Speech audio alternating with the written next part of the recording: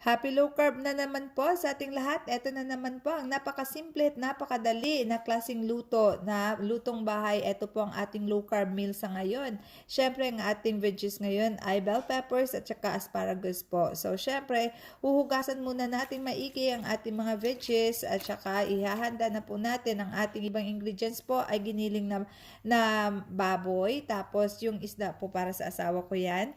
At saka syempre, ihihiwain na natin po ang ating mga bell peppers para palalamanan. O ayan.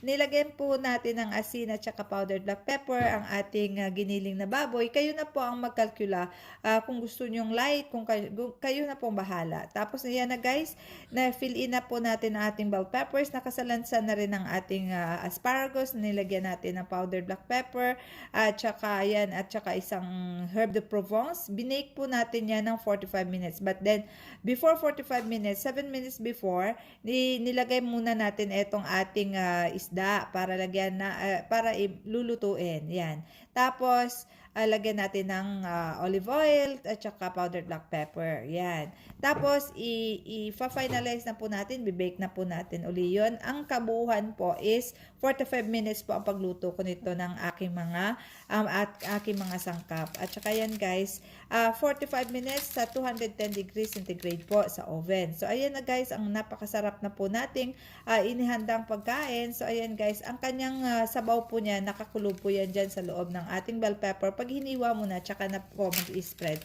ang kanyang sabaw. So ayan guys, super duper sarap, as in, matry nyo po, as in di po kayo magsisisi. So ayan guys, happy low carb po sa ating lahat.